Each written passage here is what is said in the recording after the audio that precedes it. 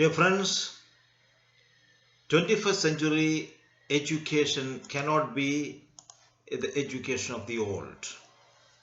Change is a law of life, and so also in education we need changes. John F. Kennedy once said, change is a law of life, and those who look away to the past or present are certain to miss the future. Our education today must have an approach that is of student-centered. We need to use technology. Technology is a driver and enabler of education. We cannot ignore it. We also need networking in the whole world. We have a lot of things to learn from each other. For example, when we look at the best educational endeavor is done in Finland, we can learn a lot from Finland. That is possible only when we are ready to learn from others. There should be openness in us. Networks are essential, therefore, in the modern education. That means education systems must work beyond boundaries to involve all groups and countries that influence learning. In our context, for example, our partners, our parents, our local community, and every stakeholder must involve in education. 21st century education must be flexible, creative, open, challenging, and it is complex. It addresses a rapidly changing world filled with fantastic new problems as well as exciting new possibilities. Therefore, 21st century schools, in the Jesuit way of looking at, is that we recognize the critical need for developing the 21st century skills. We cannot run old schools in new buildings. We believe that authentic education addresses the whole child. It's not only we are educating intellectually alone. We need to look at the whole child, the whole person, and no limit to our professional development and curriculum design, etc., etc. So we need to have interdisciplinary, integrated approach in our educational system. We need to have also, the Jesuit education stress on these points. First of all, collaboration. We need to collaborate with other people. Collaboration is the ability to work in teams. I, me, myself attitude has to turn to we attitude. That is called collaboration. And collaboration is possible only when we are equal terms. Second point, we need to look at the 21st century education is critical thinking. Today we have a lot of pedagogy, andragogy, and heutagogy, etc. is there. We need to learn from multiple intelligence to artificial intelligence, and so many new ways, appreciative inquiry, etc. must come in, and we need to start critically enabling the children to think. We need better communications. Definitely we need to present the matter. We also need writing skills. For example, we need written communication. Technology, the use of technology is unavoidable today. Citizenship, we have a project which is called a Global Citizenship Project. I think citizenship is very, very important. On global issues, we need to have an open-minded citizen. We also look at the content. Research must be done in our schools. So there are a lot of changes needed. For example, today's children are, when we look at, they are digital learners. They are digital learners. Therefore, they are using cellular phones, they are computing devices, and they can handle the gaming devices, PDAs and laptops. They take everywhere. We have seen in the new ways of communication media, for example, the television set is no more the old ways. And schools cannot be the same, therefore. Schools should not be the buildings. It should be nerve centers with the walls and porous and transparent, connecting teachers, students, and the community to the wealth of knowledge. 21st century will require knowledge generation, not just information delivery. And schools will need to create a culture of inquiry. But what exactly is the problem we are faced with in the education sector? We need to understand that, for example, looking at this pandemic period, pandemic itself, COVID-19 itself is a case study. Pandemic is largely our own making. Humanity followed what is hostile to our own interest. We have destroyed the nature, the ecology. We unduly exploited the entire earth. We were simply dominating the earth. Actually, we are only stewards on this earth. We are one among the many species on this earth. But we took upper hand and exploited. As a result, many things are coming. The climate crisis, the pandemic, the ecosystem is destroyed. Our natural wealth is neglected. Our interconnectedness is broken. Many things have to be learned from this pandemic. Now, when we look at the education sector also has been affected by the past. All this attitude has crept into education system also. The 18th century industrial revolution has simply changed the education perspectives. We know this earth has 4.5 billion years old. Human beings have come only at the end, only 250,000 years old. But we started exploiting this earth. We brought industrial revolution in the 18th century. And industrial revolution brought a technology, and it ran through agriculture and even education. For in the sector of agriculture sector, we can see mechanization and monoculturism, etc. started. These are all hard-hitting forces against the diversity that was existing.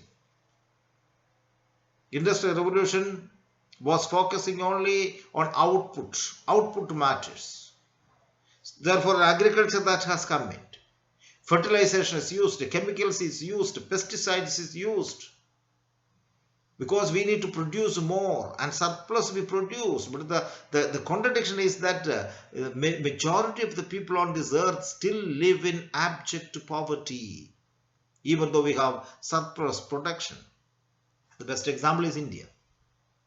Diversity in natural system is lost due to monoculturalism. We know, for example, in Kerala, one time I remember when I was a child in Kerala, I have seen people going for cocoa cultivation or rubber cultivation.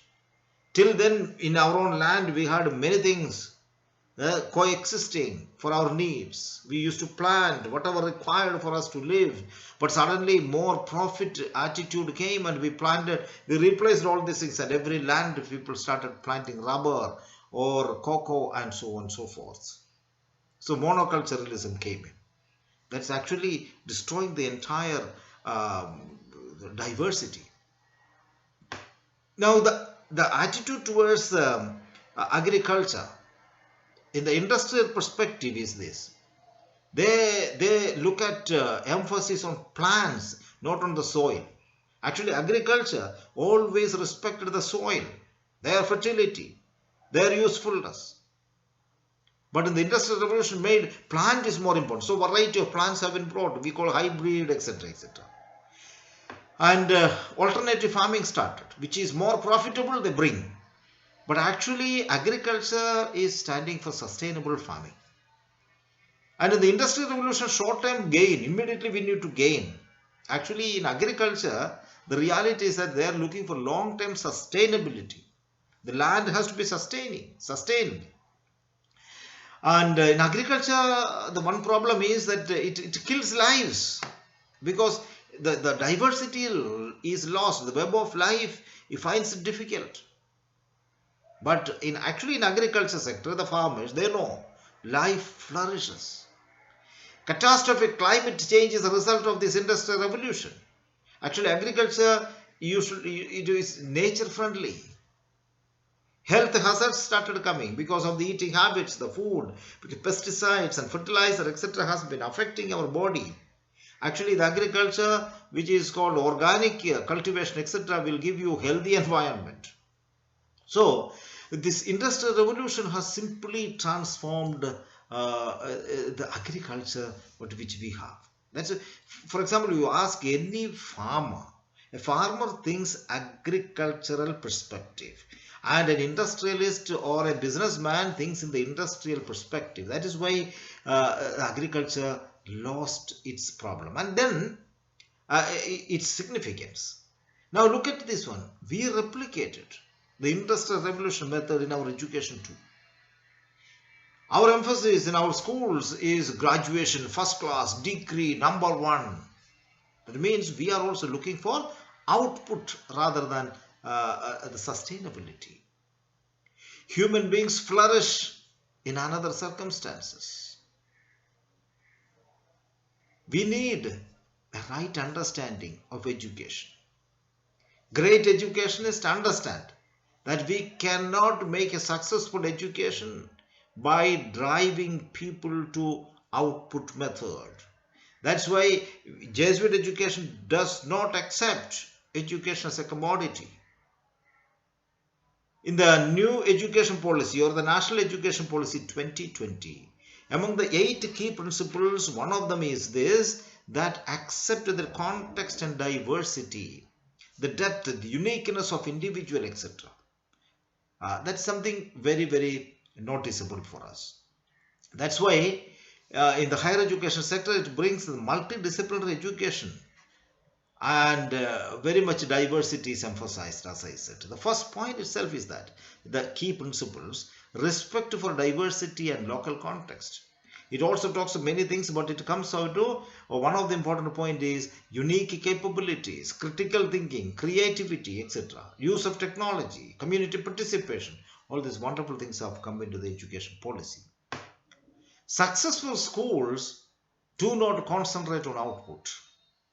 Okay, because we are focusing on students, their efficaciousness, not about success. We concentrate on culture rather than the output.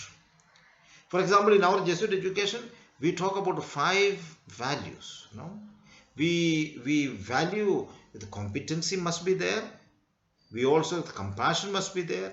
Conscience must be developed. Commitment has to be created, and so on. Values of empathy, compassion, collaboration, harmony is essential to social life. That's what we believe. Therefore, in Ignatian perspective, it is called Ignatian Pedagogical Paradigm. We call it IPP. It talks about cura personalis, care of individual. Each individual is different. One size fit for all education cannot be given. We need to give each individual according to his own talents and aptitude. And therefore, context, experience, reflection, action, evaluation based education methodology is given by the Ignatian education. This pandemic urges us to be together, accept the diversity. In fact, social bonding and physical distancing is the right word for us. We need to connect with each other. We need to reset our interdependence and interconnectedness.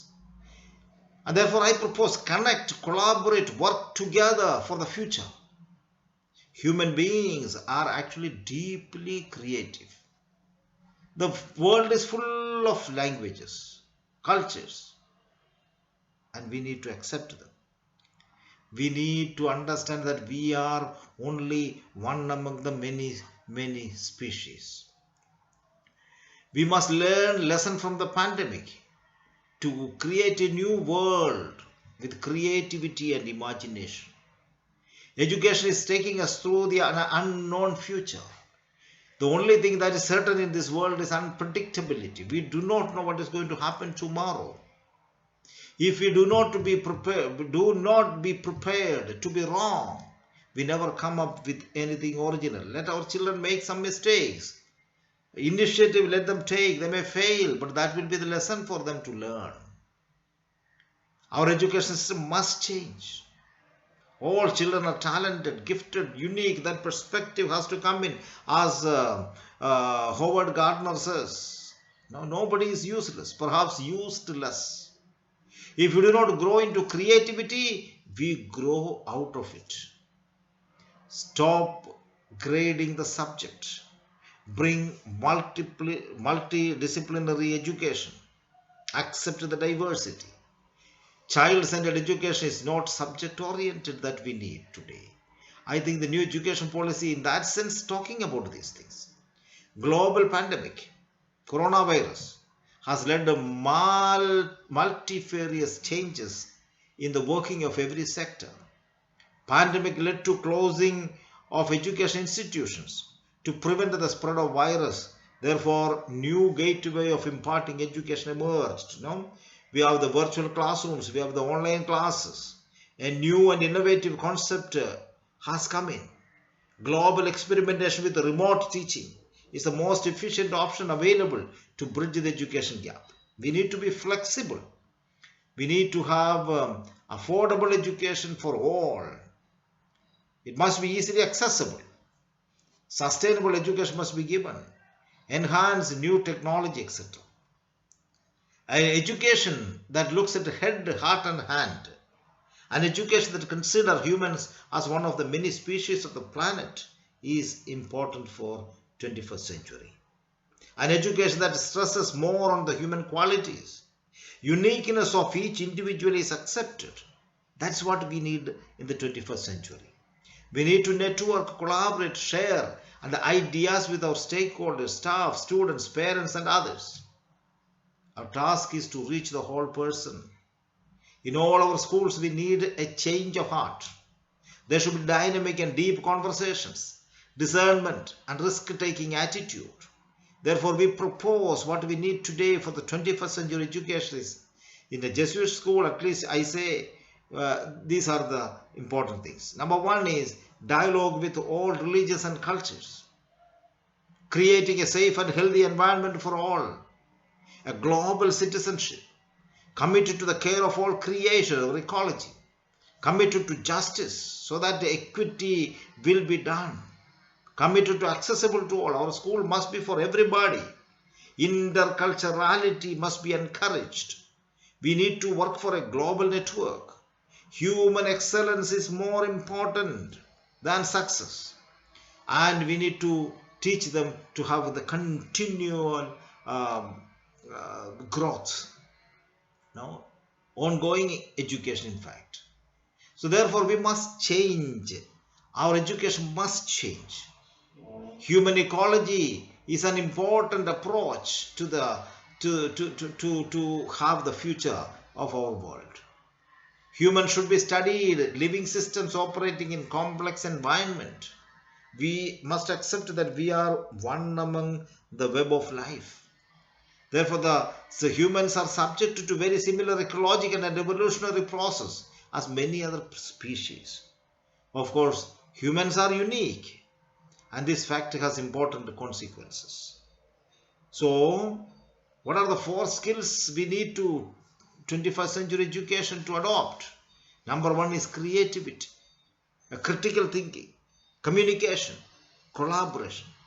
And these are so important for us.